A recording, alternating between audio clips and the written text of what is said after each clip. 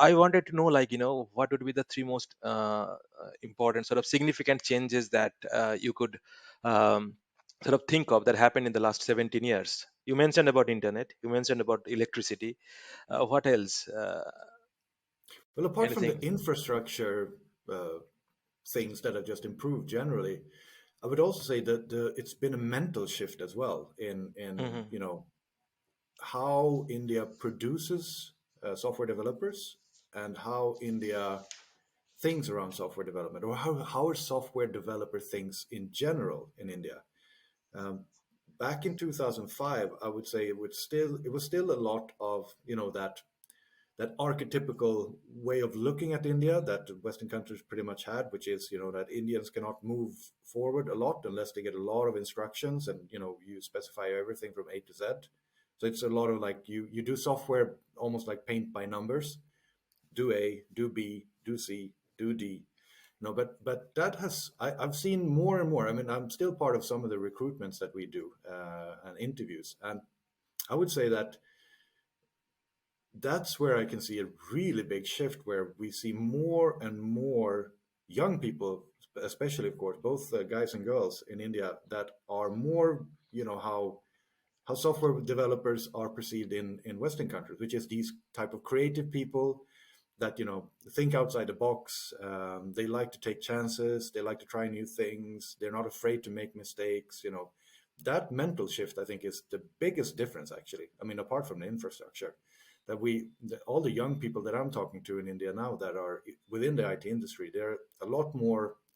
They're a lot more creative. They're a lot more open to ideas.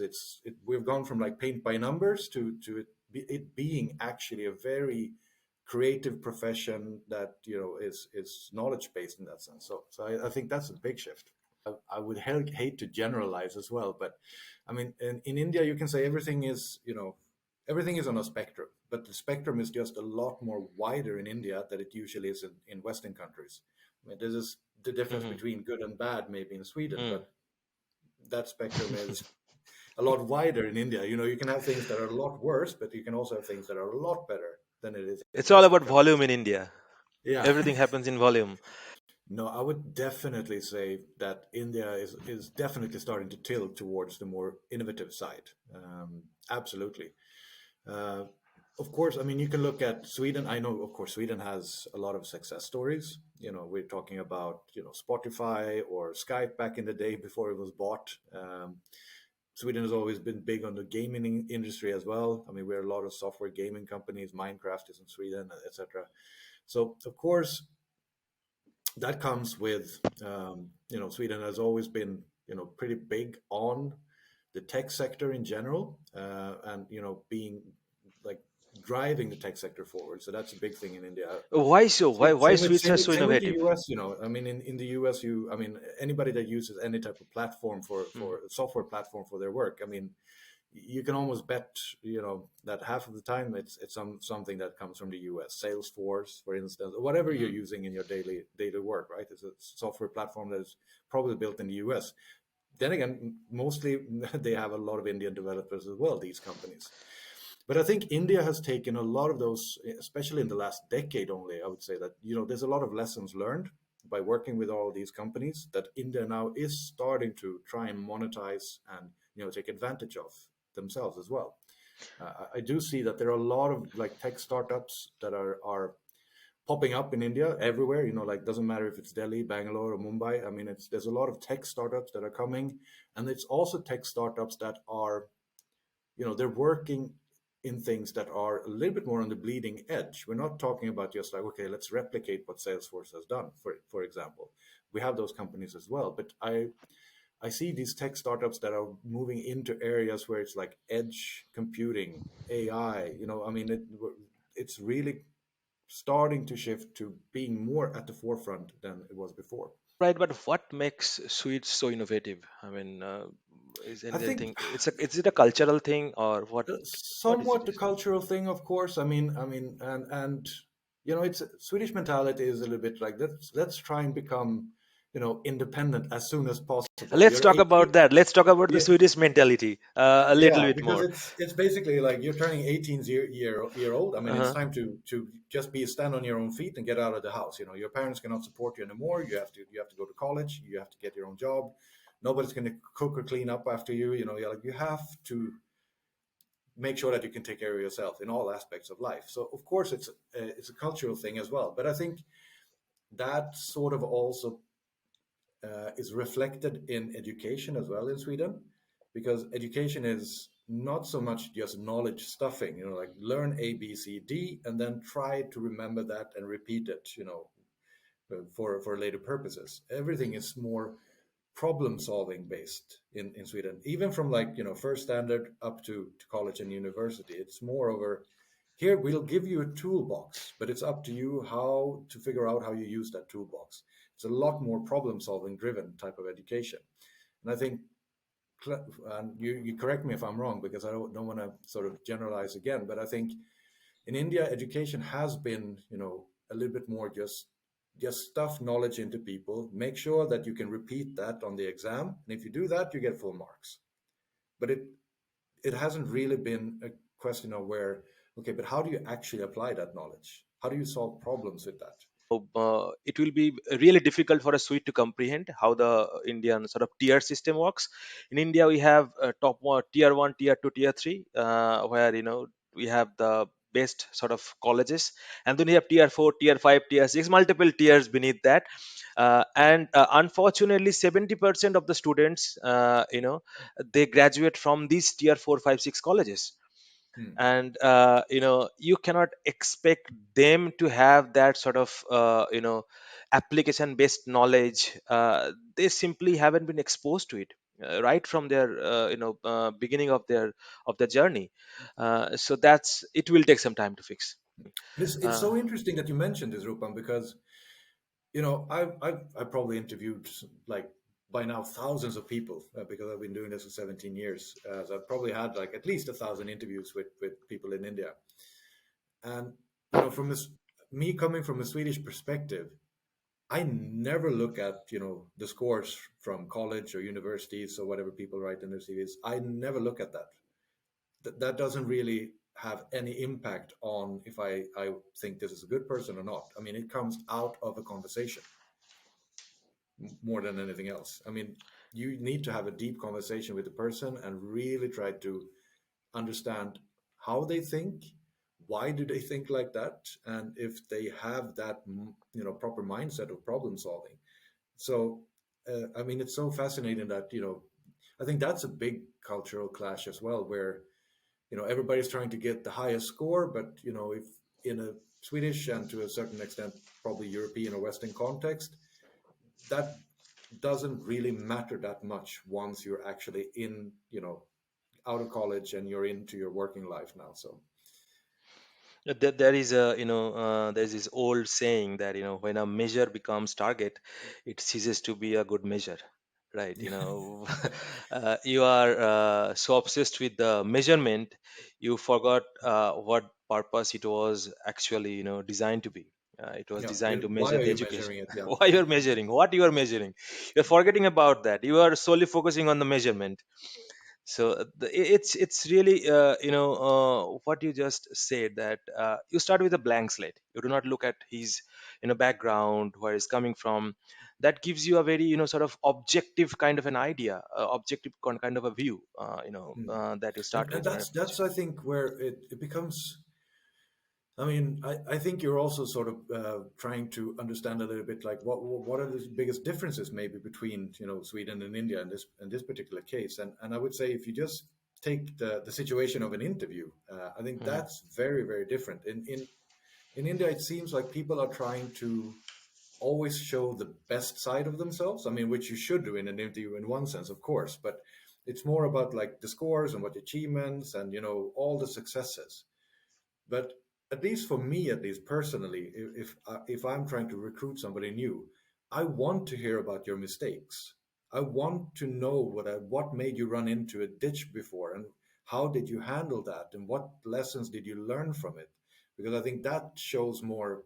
it shows character, but it also shows that you are willing to adapt and learn new things and try to apply that.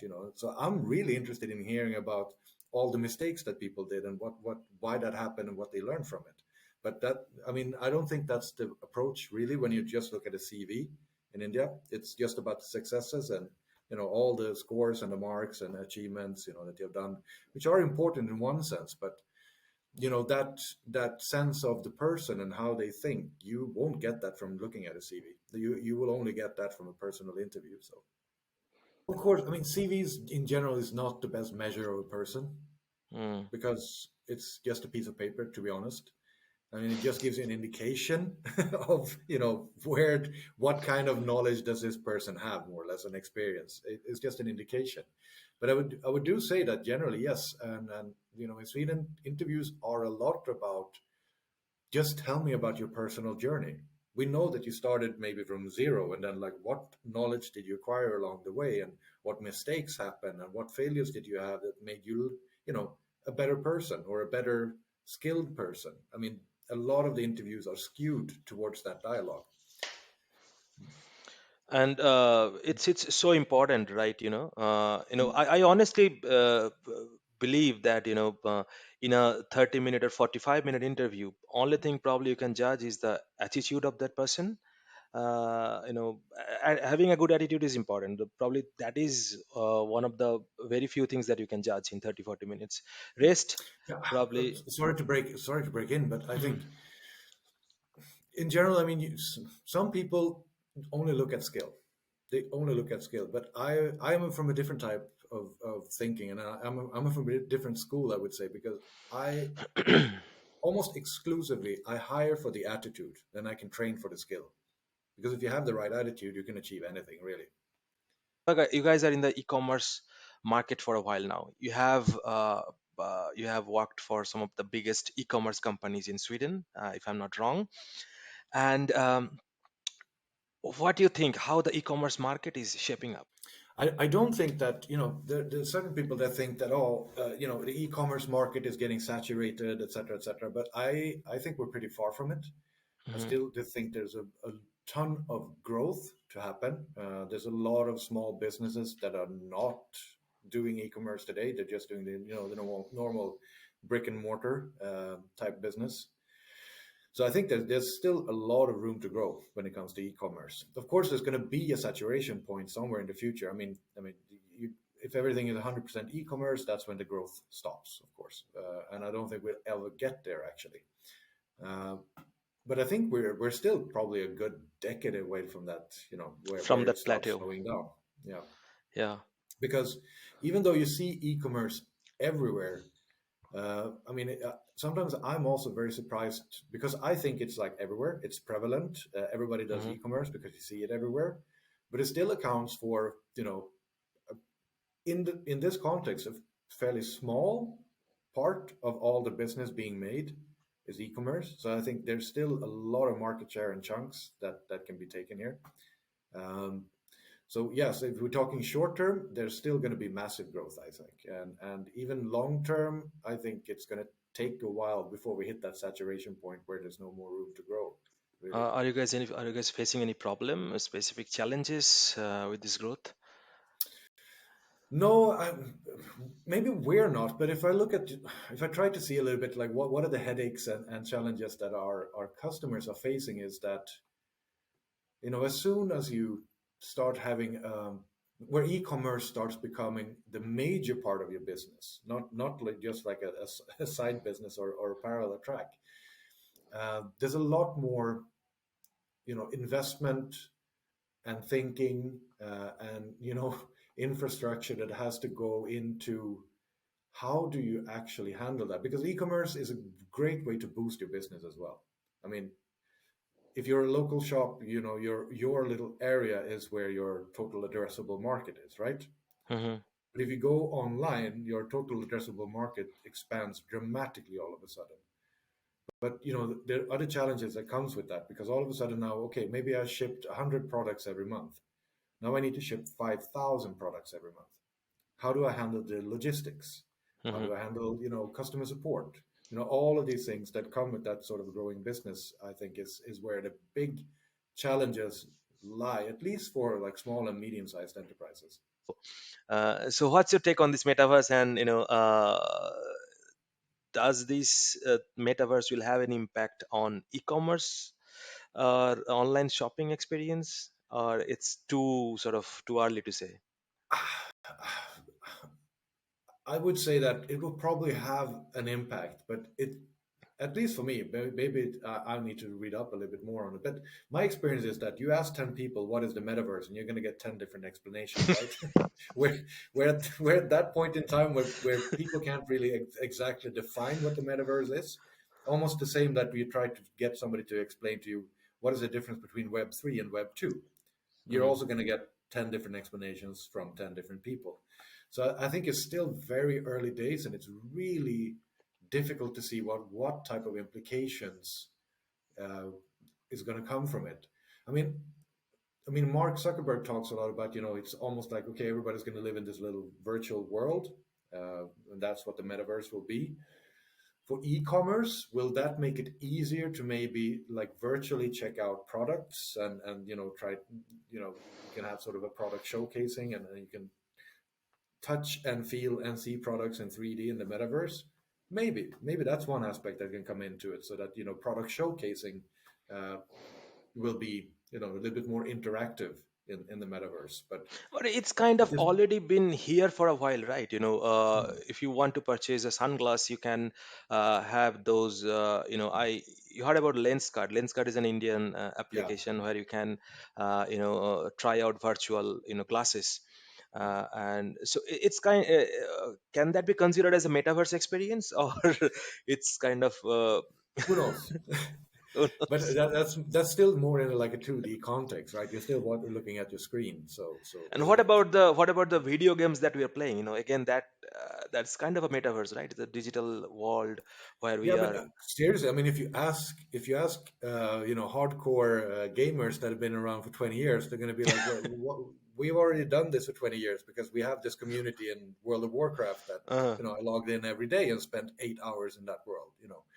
So to them, maybe this is old news. But I'm thinking it's going to be more of actually maybe being able to enter those worlds more in a 3D context.